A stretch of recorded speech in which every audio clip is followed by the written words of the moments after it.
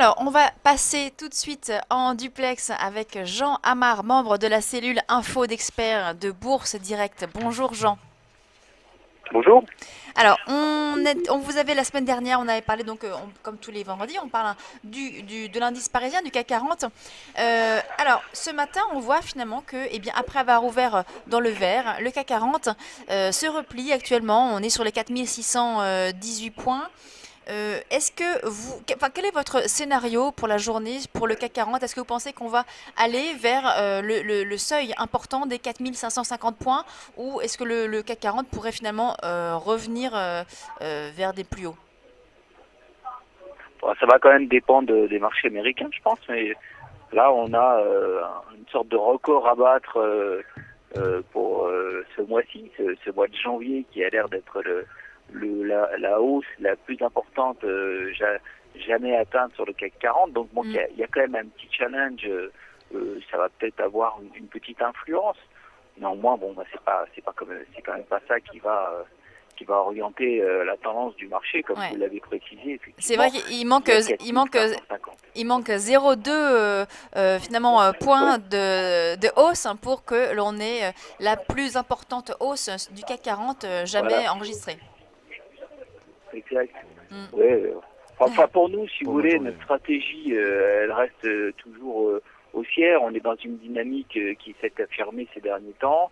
Bon, néanmoins, le marché a quand même besoin de souffler. On le voit bien après cette forte hausse. Incroyable quand même pour un mois de janvier, surtout qu'elle s'est faite sur la deuxième partie du mois, pas réellement sur le mois complet. Donc le marché a quand même besoin de souffler. On a allégé un petit peu nos positions. On avait commencé à acheter au début du mois et là on a un petit peu allégé. Maintenant on attend, notre stratégie ce sera d'acheter sur repli quand même. Hmm. Euh, on va pas insister sur le niveau actuel tout en sachant que le marché a quand même besoin de souffler, hein.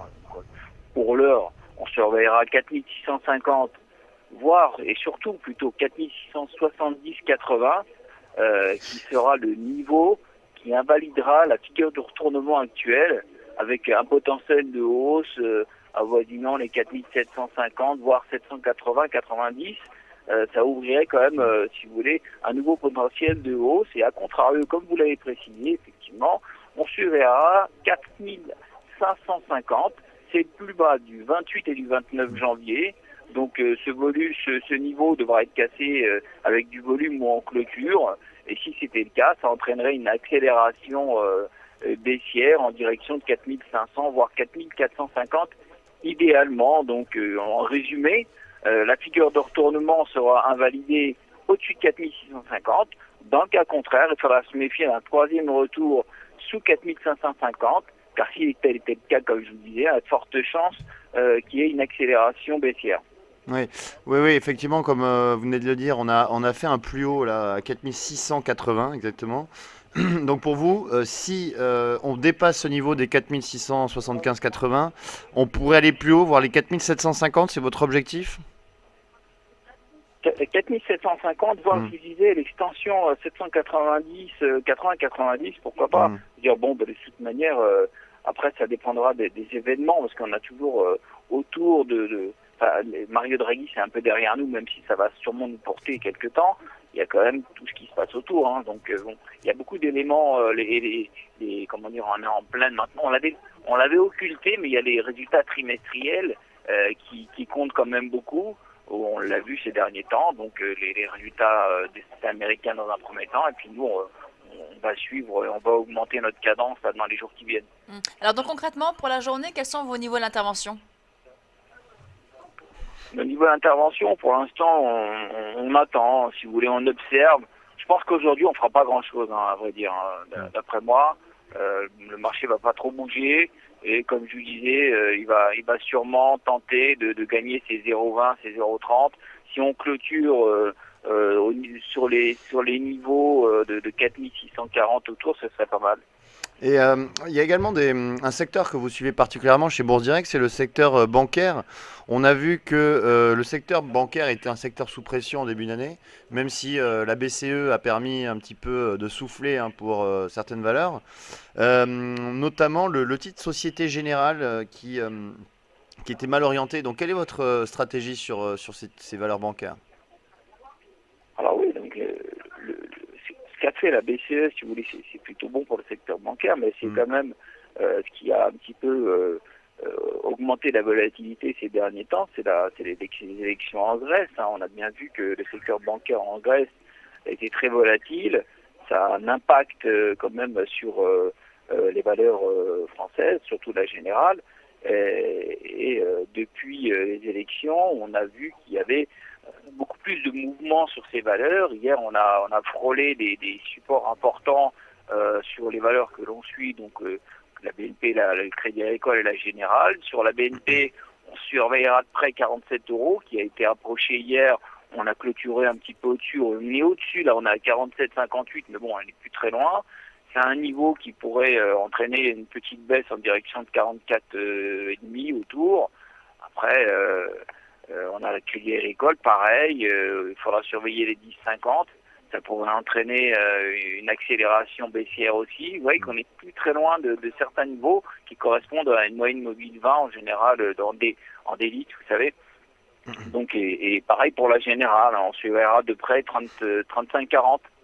Et alors justement, mais quand on regarde un petit peu les cours des bancaires cette semaine, c'est quand même assez paradoxal, hein, puisqu'avec donc le quantitative easing de la BCE et donc qui devrait soutenir le secteur bancaire, on a eu des titres, par exemple, là je suis sur BNP, BNP qui a perdu 2,75% donc lors de la séance de mercredi, qui a perdu 1% lors de la séance de mardi. Vous avez plutôt un biais baissier donc sur ces valeurs ou alors on pourrait rebondir tout de même à court moyen terme? On est très méfiant. On n'a pas forcément un biais baissier pour l'instant. Je vais donner quelques points qui pourraient nous faire changer d'avis. Oui. On n'est plus très loin. On est plutôt très prudent sur le secteur. Je vous dis tout ça parce que la Grèce crée quand même une sorte d'instabilité dans le secteur.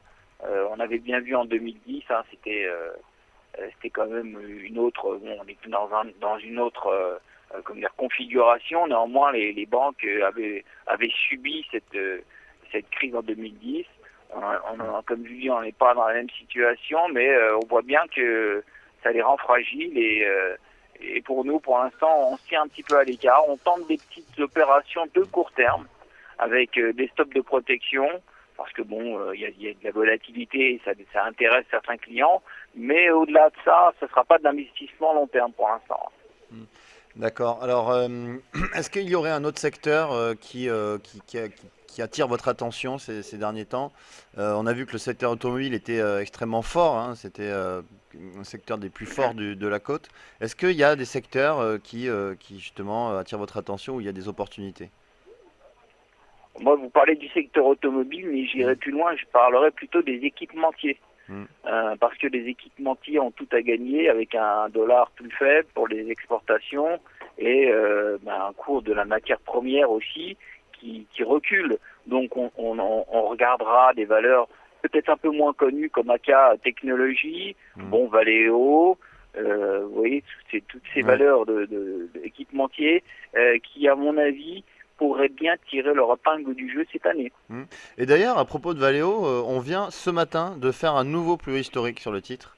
On a fait 127,25 € qui est donc un plus haut historique. C'est vrai que c'est impressionnant, hein. Le titre valait 80 € au mois d'octobre et là donc on est au-dessus des 125 €. C'est impressionnant. Plastic Omnium, d'accord. C'est pas fini. C'est pas fini. Très bien. Parce qu'il y a des valeurs qui montent. Ben oui. Et quels sont donc du coup vos paris du jour? Est-ce que vous avez des valeurs vraiment qui sont vraiment les valeurs sur lesquelles vous pariez actuellement?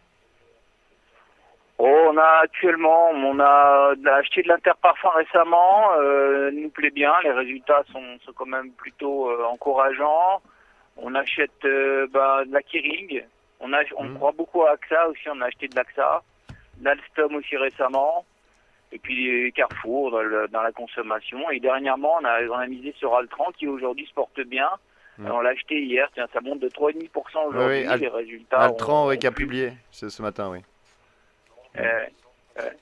On est assez, on fait du stock picking, hein, vous savez, on n'a pas réellement de secteur à part celui dont je viens de vous parler, mais autrement, ce sera quand même toujours plutôt du stock picking.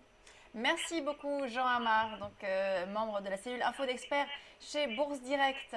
On va marquer une pause et on se retrouve dans quelques instants pour la suite de Direct Investisseur.